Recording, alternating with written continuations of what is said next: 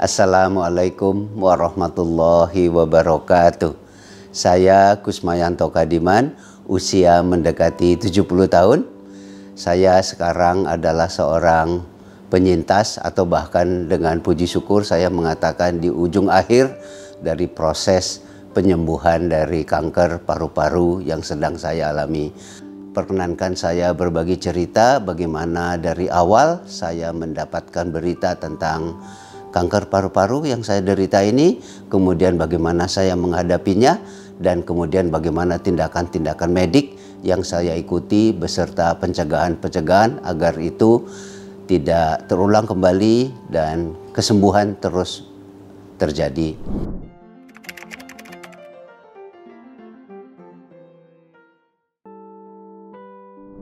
Yang pertama, bagaimana simptom terjadinya kanker paru-paru yang saya alami. Mei 22, pada waktu saya kembali dari umroh bersama keluarga, saya mengalami batuk pilek. Awalnya, ya sebagai pengalaman, mereka-mereka yang pulang umroh ini, batuk pilek itu sesuatu yang sepertinya bagian dari ritual umroh. Bahkan secara berkelakar, banyak pemimpin agama, guru-guru, dan kawan-kawan mengatakan mungkin cuma unta dan tiang listrik aja yang tidak terkena batuk pilek. Namun demikian kasus untuk saya, sesudah pileknya hilang, batuk ini masih ada terus. Tidak ada dahak, apalagi sampai darah, tapi selalu muncul ada keinginan untuk batuk. Nah kemudian saya merasakan ini sepertinya ada sesuatu yang tidak benar dengan sakit ini. Saya kemudian konsultasi ke seorang dokter. Kemudian diperiksa oleh beliau. Beliau mengatakan, ini jenis batuk yang saya tidak suka, Bapak, katanya. Karena kalau batuknya itu ada dahaknya ataupun ada darahnya, saya tahu cara menyembuhkannya. Tapi batuk yang hanya dengan gejala-gejala ingin batuk ini yang kita tidak tahu. Beliau kemudian melakukan serangkaian ujian, mulai dari pemeriksaan langsung, pemeriksaan melalui X-ray, kemudian pemeriksaan melalui CT scan.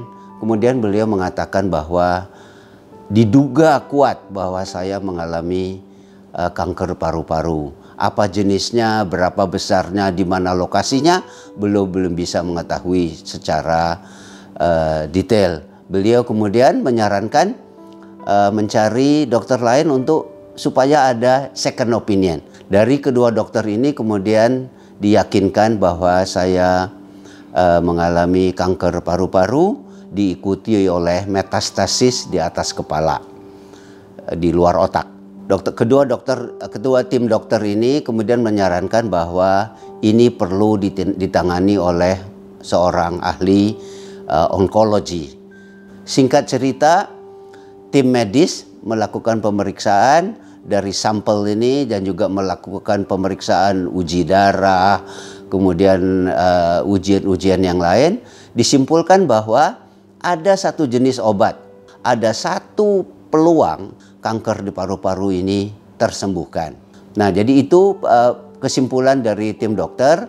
Namun secara psikologis ini buat saya bagai petir di siang bolong. Saya saat itu merasa sangat sehat, olahraga setiap hari, makan teratur, tidur teratur, kerja juga sehingga saya masuk kategori saya mengatakan saya berada di dalam kategori seimbang antara istirahat, kerja, dan asupan, makanan maupun cairan. Namun demikian, kena kanker dengan stadium 4 ini membuat saya secara psikologis terkejut dan tertekan.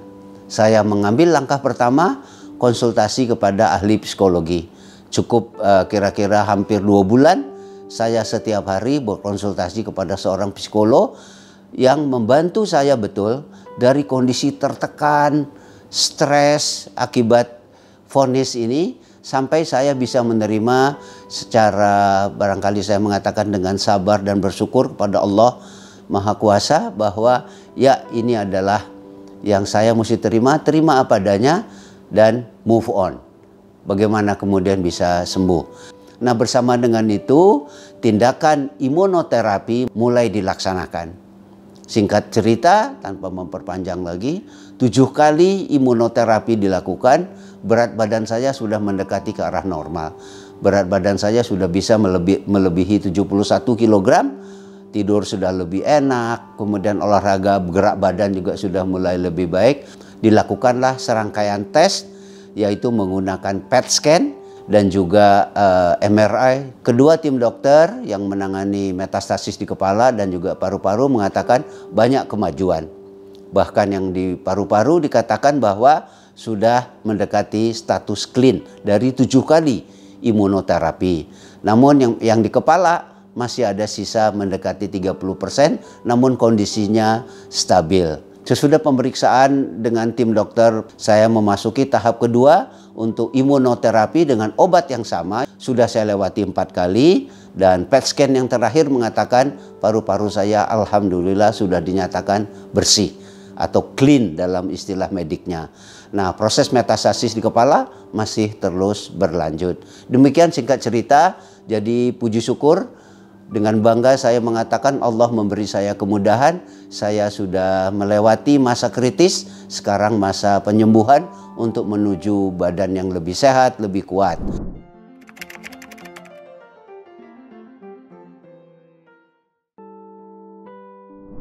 Nah, saya ingin berbagi kepada sahabat-sahabat portal kanker bahwa sakit seperti ini bisa terjadi pada siapa saja dan kapan saja, dan sebabnya apapun itu adalah kodrat ilahi.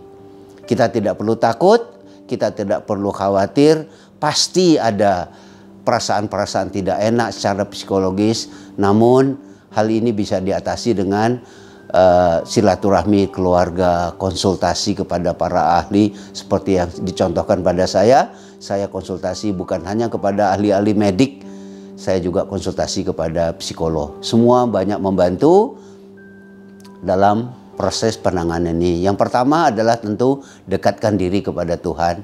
Nomor 2, seimbangkan gaya hidup antara tidur, makan, kerja, dan olahraga. Dan yang ketiga adalah ikuti saran-saran para ahli. Baik para ahli medik, onkologi, ahli paru, ahli bedah otak saraf, sampai kepada psikologi. Ikuti ahli itu. Itu akan membuat kita diri lebih tenang. Demikian saya mengharapkan kawan-kawan semua tenang. Mari kita hadapi dengan hati yang besar. Dekatkan diri kepada Allah. Allah Maha Penolong. Terima kasih banyak. Wassalamualaikum warahmatullahi wabarakatuh.